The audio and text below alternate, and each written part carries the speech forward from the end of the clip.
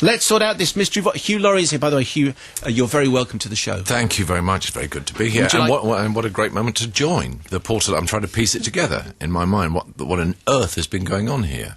But I think I've got the picture now. Yes, I think you got it. Sort of, essentially, it was tied up in ribbons, but essentially, she went in the loo facing north up the hill, and by the time she came out, she was facing south. It's a nightmare. Yes, and we moved about 15 metres, and all that blue chemical stuff had been swirling around in places it shouldn't have been swirling. Right. Essentially, that's what it was. Anyway, you joined us in time for the Mystery Voice competition. Excellent. Now, all yesterday, we were running with this. Some people that don't live here say they don't like London, and I say, what's not to like? I mean, to be in awe is okay. And that's what we all are. We all sort of be in awe of it and have that respect for it. I think it's a wonderful place. Now, don't say, because you might spoil it, but would you know who that is? I mean, if I had a major organ hanging in the balance and I had to make a guess, yes, I would have a go, but I don't know. I'm not sure. Okay. I don't have a major organ in the balance, do I? Do I? No, I don't. There's nothing major at stake. Okay, let's see who we have on the phone. It's Peter. Hello, Peter. Good evening, Simon. Good evening. Which Peter are you? I'm Peter from Chewin in Hertfordshire. Okay, well, Peter in Chewin in Hertfordshire, it's very nice to have you on the programme. Do you have an idea who our mystery voice is? Well, I thought I did, yes. But I'm not so sure now. Hopefully I have. Who did you think it was? I think it's Ralph McTell. You thought it was Ralph McTell. Let me check that with Hugh Laurie. Who did you think it was? Am I allowed to say? Well, yes. I think it's Rhys Ifans. Do you? I'm a bit intimidated going head-to-head with Hugh. No, sir. But no, not at all. I'm Matt, who do you think it is? One of these is right. Well, I was with Rebecca. I thought that this was Damon Albarn. Yeah. But Well, I have to tell you, I mean, clearly Peter is in the right. It's Peter. Wow. It is Ralph McTell. This voice here. Some people that don't live here say they don't like London. And London say, is the cue. You see, streets of London, all that kind of stuff. That was the cue. No. I hadn't thought of that. No, I hadn't thought of that either. Okay, so, well, my hat's off to you, sir. Not much of a clue, then. So, Peter, you get the drive to... Oh, hang on, you need the special effect. Thank you. Outstanding. A singular firework celebrating the fact that Peter Bove in Hertfordshire has won the Mystery Voice. Thank you, Peter. Fantastic. Thank you very much. Thank you very much indeed. Stay on the phone. We'll get all the details. But before you go any further and before we talk more with you, here is the new one. Here's the one that you need to have a go at. I can't think of anything particularly bad about my life right now, to be honest with you. The very worst thing, actually, right now, this second, is that we've got no food in the fridge for dinner. Text or email. That is what you do. 88291 Simon Mayo at bbc.co.uk. Hugh Laurie, do you know who that is? That's Rhys Ifans. Absolutely. There you go, and you've gone and spoiled it. Sorry. Okay, so we'll do the mystery voice, and we'll do it after we've spoken to Hugh, and you need to hear from Hugh because he has a new album out on May the 6th. He has a big tour coming up as well. I've had lots of tweets from people in the States saying, and how about touring here?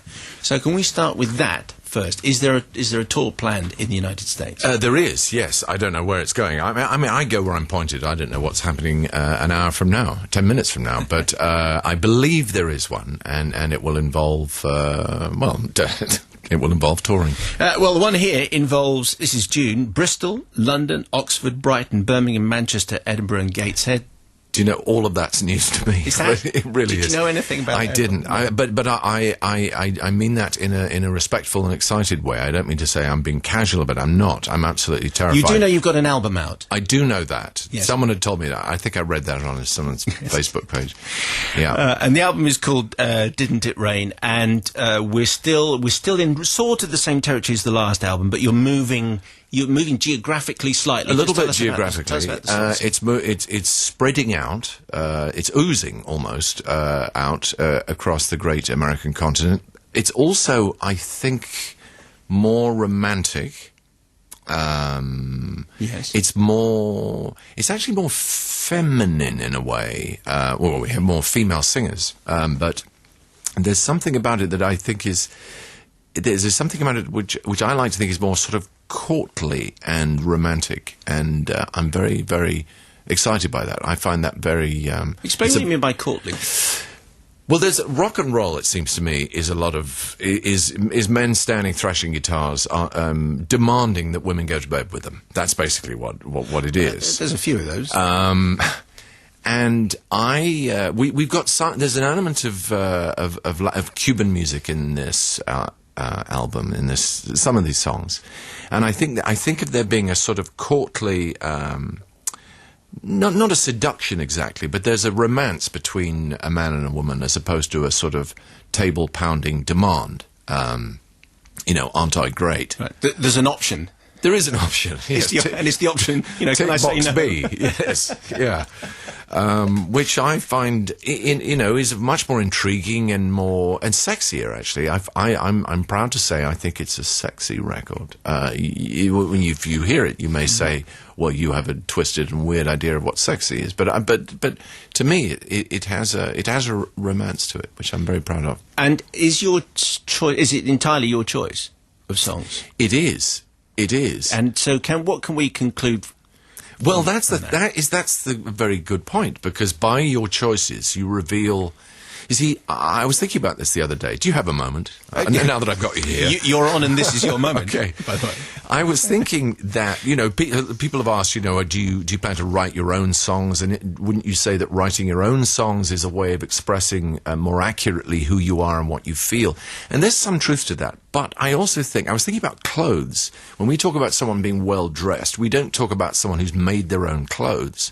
Because after all, our ability to make clothes, it's restricted by our physical skills. Yes. But a well-dressed person is a person who chooses well from a much wider set of possibilities, and that's how people express something of themselves. It is am I going to go with the lime green socks, which, as you can see, I have one anyway.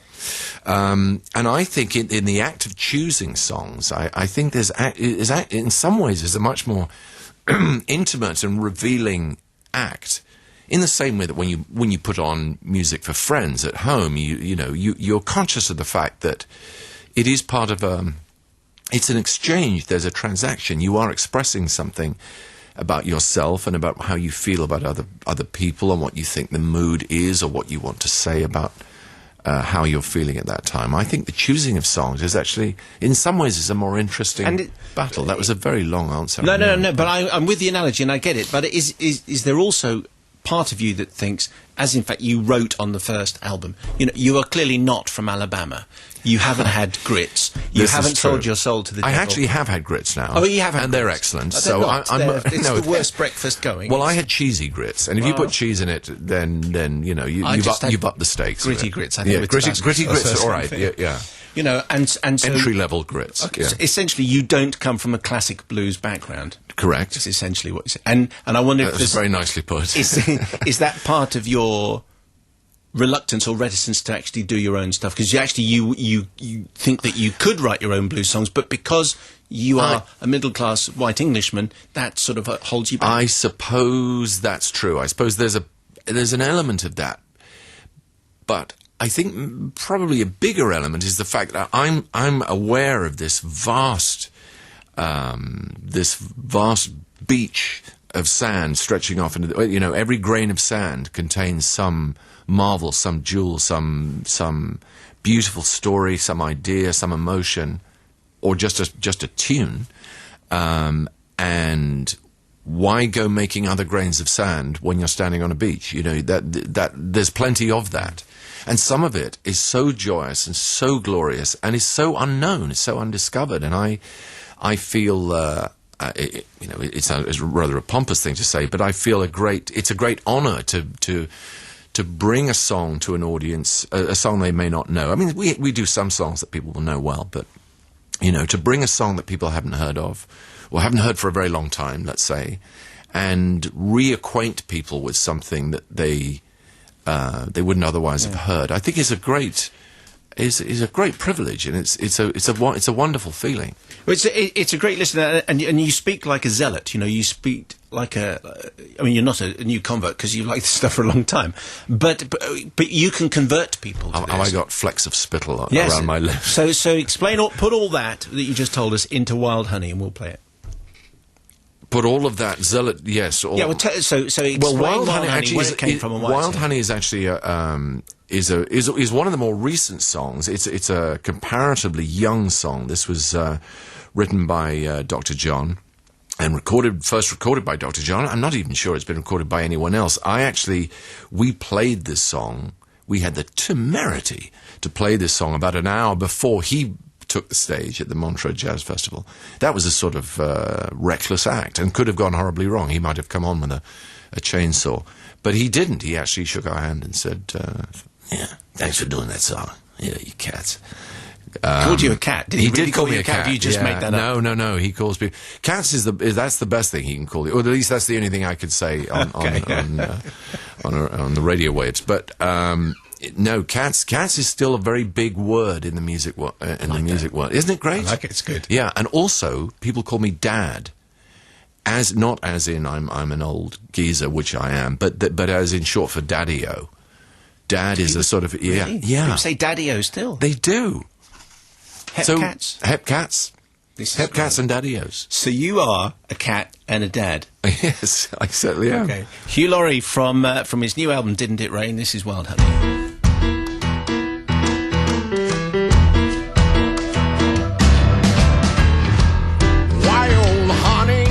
Makes me feel like twice the man I used to be. Wild honey.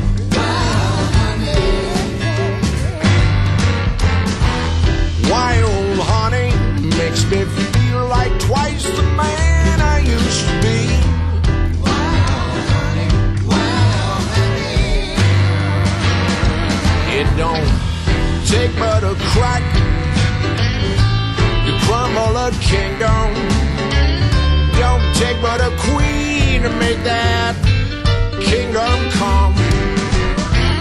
I'm a jack of all trades, master of none.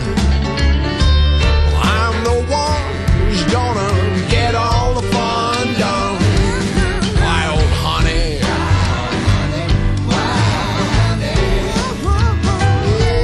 wild honey.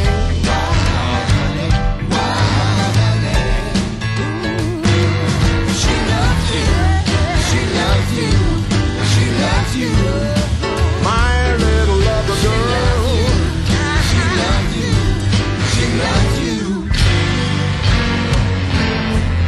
Caught in the wrong, you really ought to see. That is the way wild honey is supposed to be.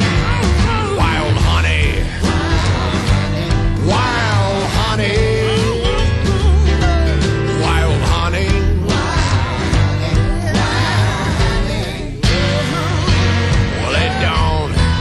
Take but a crack to crumble a kingdom. Don't take but a queen to make that kingdom come. I'm a jack of all trades, a master of funk. Well, I'm the one who's gonna get all the fun done.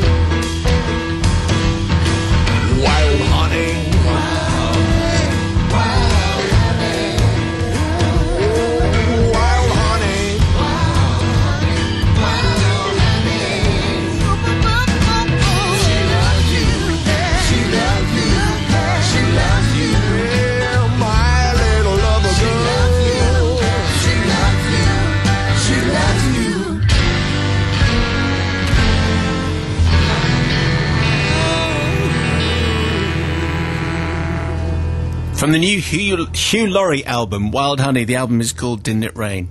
How terrible to mess up the artist's name when he's sitting opposite. I would have done the same. I sometimes say, what is my name again? Yeah. So who's the band, and have you still got Joe Henry at the controls? Yes, Joe Henry is on the bridge, directing us and guiding us across this the unforgiving ocean. We have pretty much the same band with some extra players. I keep thinking of it as being a small, intimate gathering, 3 or 4 people. It actually turns out we're about 15. I don't know how it got up to that. But we have a few. We have made some additions. A wonderful trombone player called Elizabeth Lee, who's who tears it up, Daddy-O, if you know what I'm saying. And Gabby Marino sings 4 or 5 songs on it. She's absolutely great. So we're getting bigger. We're going to need a bigger bus. So it doesn't feel as though it's an itch that you've scratched and now there's other stuff to do. No, it's a rash. It feels it's now an infected rash. Right. So it feels as though you've got the taste for this and you're going to carry on. I am. Just you try and stop me. Well, you could stop me, but you just raise one quizzical eyebrow and I'll pack it in, of course. But until then, I do slightly feel, I must admit, I do sometimes feel a bit like a shoplifter. Not that I know well how that feels, but I feel as if I have, I've got something secreted in my trousers, and I've made for the exit, and I've got out of I'm in the car park, and I'm still waiting for someone to say, "Stop that man." You know, who the hell do you think you are? What do you think you're doing? And maybe they will. Maybe that day will come, and maybe it'll come in the next 5 minutes. I don't know. But until it comes, I definitely am going to keep scratching that itch. So this is not. So this is. I just wonder then if you get that the question which I put to you about you're not from Alabama and you haven't had grits and all the stuff which you put on the sleeve notes of the first record. Is that the kind of stuff that we say over here, and that's not the kind of thing that you're getting from the blues community in the States? Maybe I am. I actually have slightly had to sort of stop my ears to that kind of thing because it's very...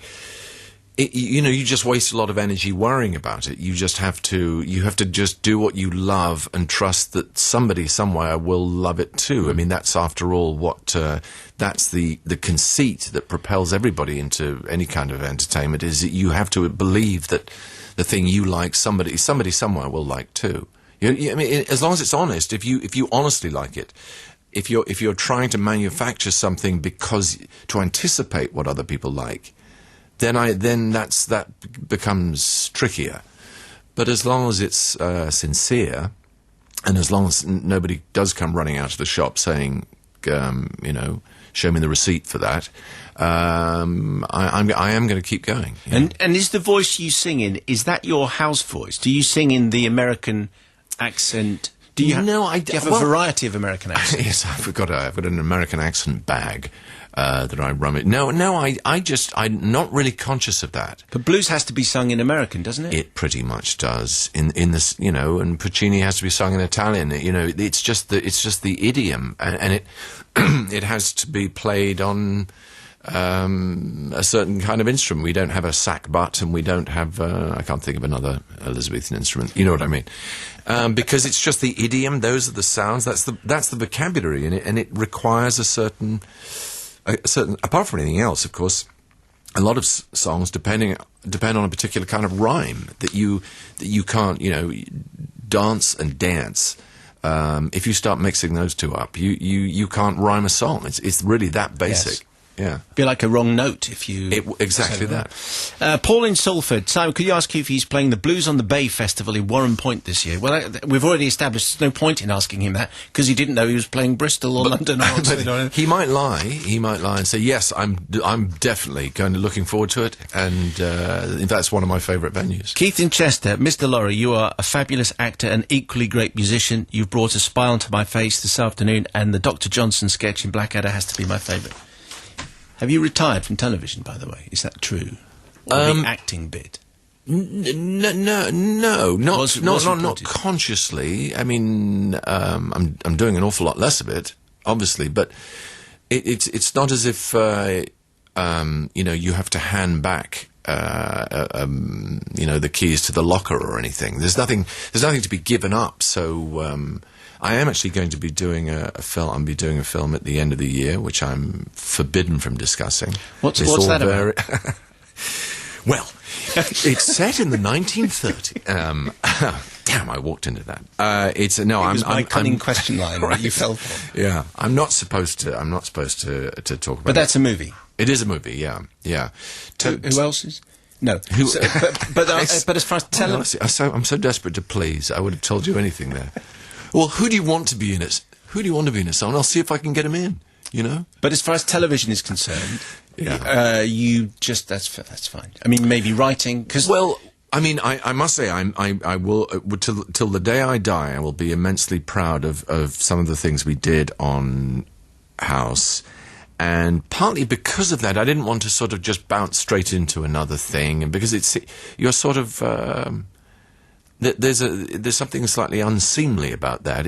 You're somehow dishonouring the thing you just did if you very quickly go, marry someone else, if the next day.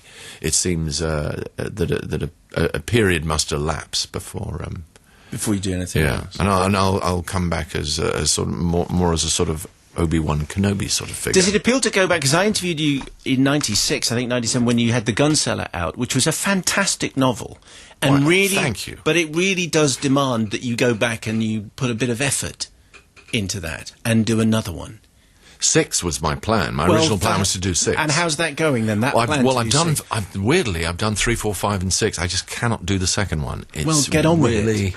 Really. Let the movie wait just for a minute. Okay.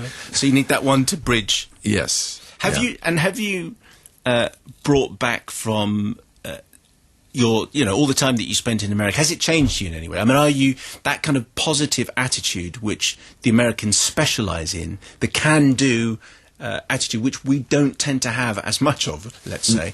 Has any of that rubbed off on you? I suppose it probably has. And Americans probably would not say so. It's a little bit like when you come back from if you go abroad for a while and you come back and people say, "Oh, you're talking funny now." You think, well, actually, I don't know if I am, or whether you just think I am because that fits in with what you expect to happen. But I must say it's very hard to spend a long period of time in that country and not have some of it rub off on you. They do have an incredibly impressive amount of energy and optimism, and they work so hard. I mean, the perception over here is that Americans are rather entitled, that they expect the fruits of the earth to drop into their laps, and I don't think they do. I think they get up early, they work hard, and then they expect the fruits to, But they do. They're up. I used to go to work at 5 a.m, and there were lights on. I mean, shops were opening, lights were on, offices were up and humming. They work so hard, partly out of fear. I think they've got the wolf snapping at their heels. It's a very lonely place to come unstuck in. If things go wrong, they go really badly wrong in that country. Hugh Laurie has a new album out. It comes out on May the 6th. It's a terrific listen. I mean, it's really, and it is warmer, and I can see the point that you're making about it being more courtly. It wasn't a word that had occurred to me, and now I'm going to go and listen to it all over again. A courtly album of fantastic American music is new from Hugh Laurie. Then the tour starts June the 13th, Bristol Colston Hall. Excellent. Looking forward, and everyone will be there. Hugh, fantastic of you to come in. Thank you very much. Thank you.